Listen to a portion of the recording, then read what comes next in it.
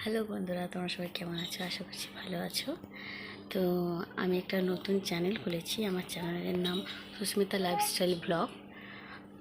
তো আমি আজকে বেশি কিছু বলবো না, শুধু একটু ইন্ট্রোডাকশান করব।